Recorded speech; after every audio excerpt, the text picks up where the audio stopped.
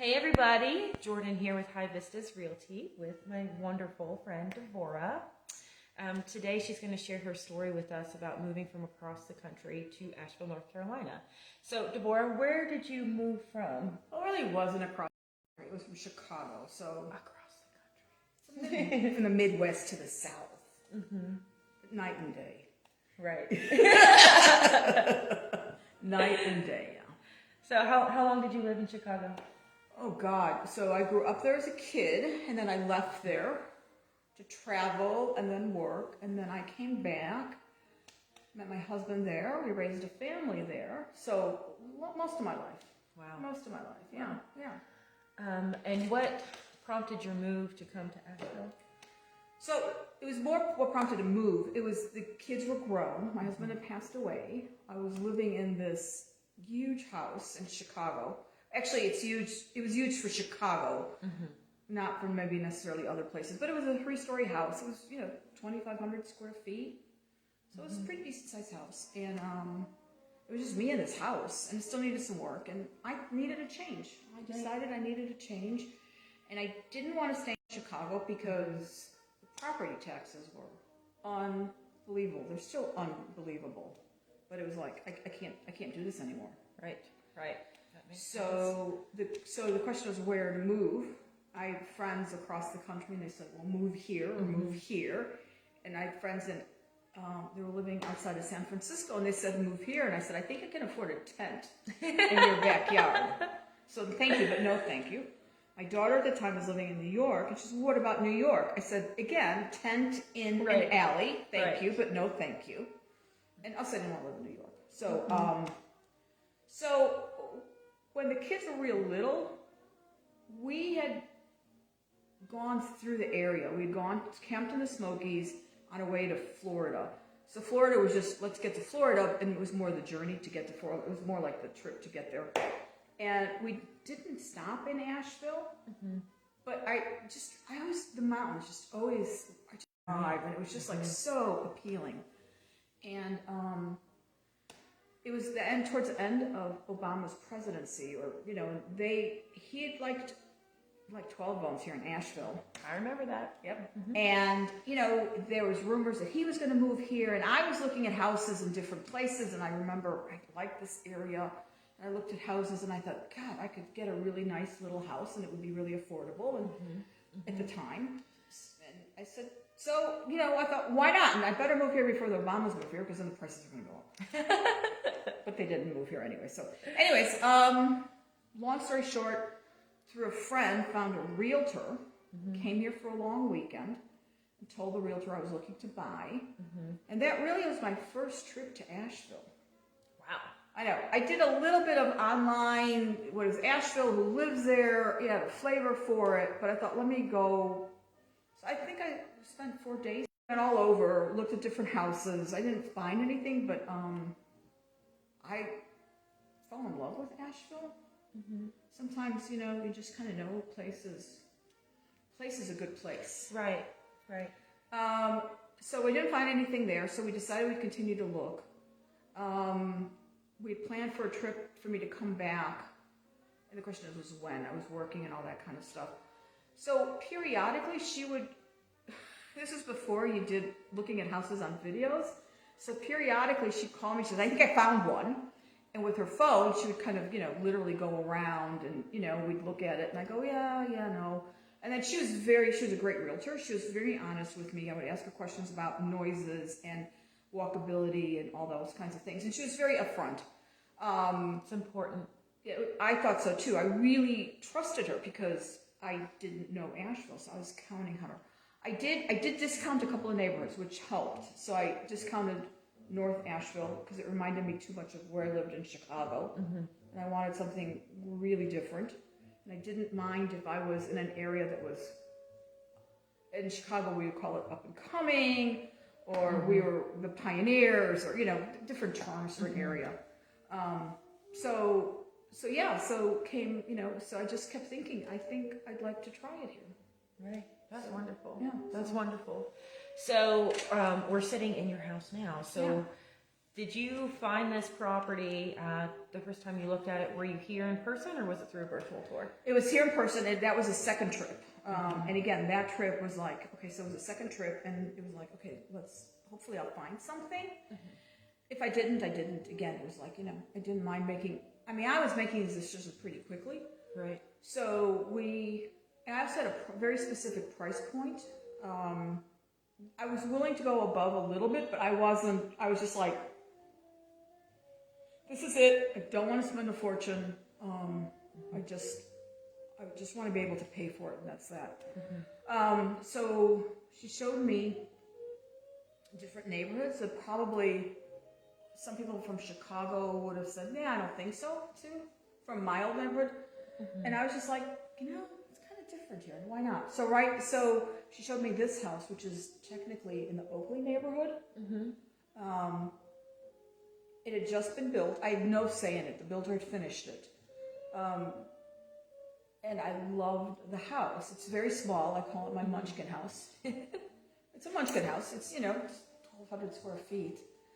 But the main room is open. I know you can't see it, but it's high ceilings here. It's all open. It feels very good. 2 bedrooms, 2 bathrooms, back of the house. And again, it's got a nice feel, and it's got a little bit of land, not a lot of land, but it's a little more than a quarter acre, which for me is fine. So since then, I've redone the outside landscape to add some raised beds. But the neighborhood was really interesting. Again, I'm from the north, so I wasn't used to trailers. Right. So that was I was like, that for me was a red flag. I was concerned about that. We talked about that extensively, and there's a couple of other homes here that were questionable at the time, and I was also concerned about that. My concern was property value. This is at the end of the day, this is an investment. Right. And I wanted to make sure that I would see a return on my investment. I determined that I was going to move to Asheville, and the idea was I'll give it 2 years. If it didn't work, I would sell, and I'd move probably back to Chicago. So, the question always was, the joke with the realtor was, if I sell in 2 years, will I make $2? Yep. That's fair. That's fair, for sure. And she said, you'll probably make 5.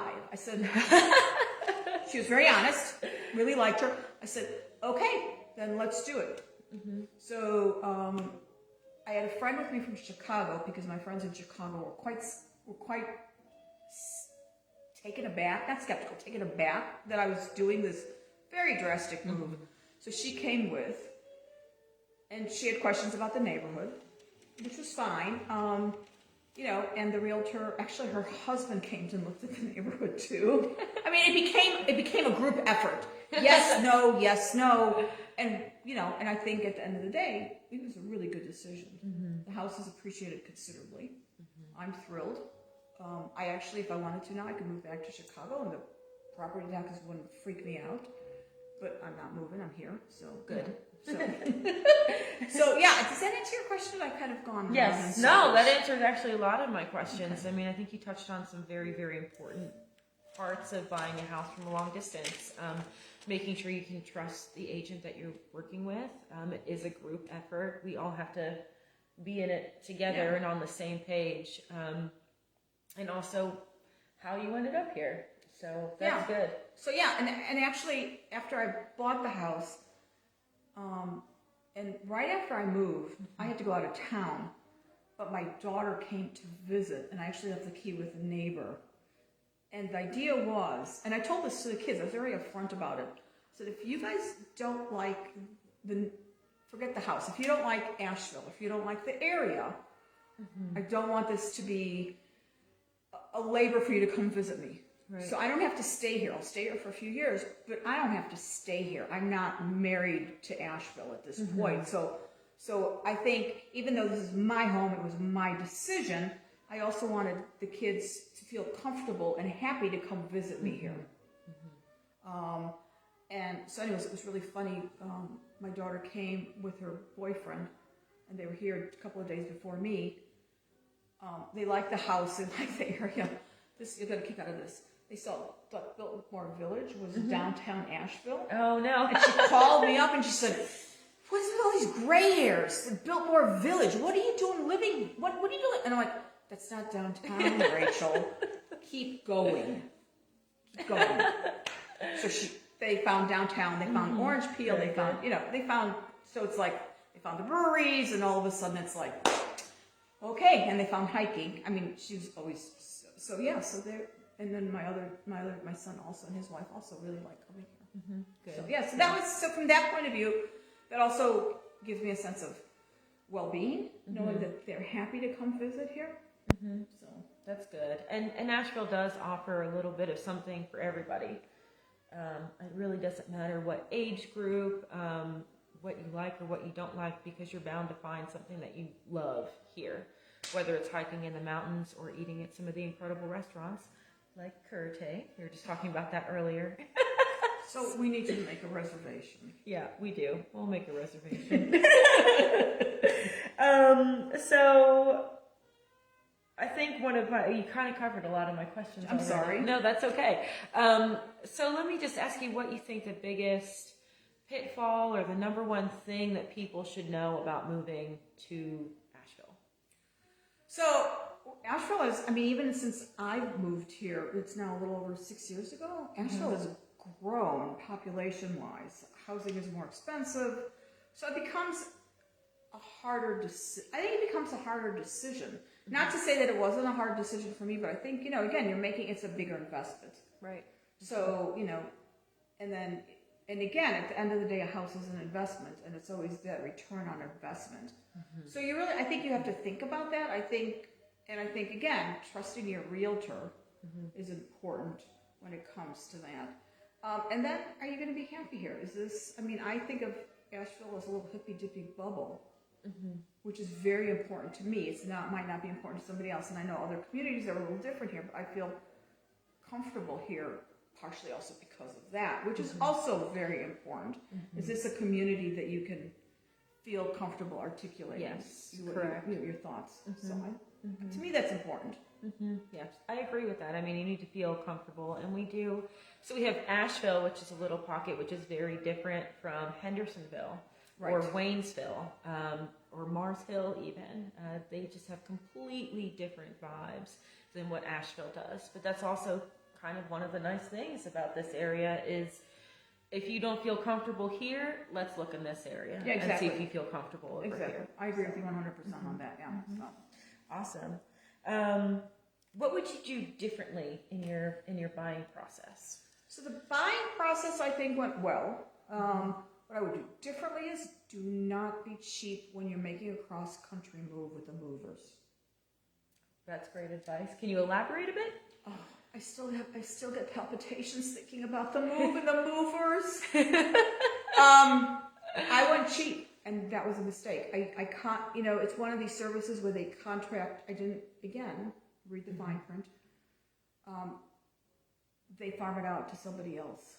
Okay, so what's the term for that? There's a term for that. Like when you have like a middleman. Exactly. So anyways. The company you contracted was the middleman. So yes, so that was a nightmare. And it was really bad when they showed up late in Chicago. And they couldn't figure out where to go in Chicago, which is really frightening because at the time I was actually renting. I'd sold my house already and I was renting and I was living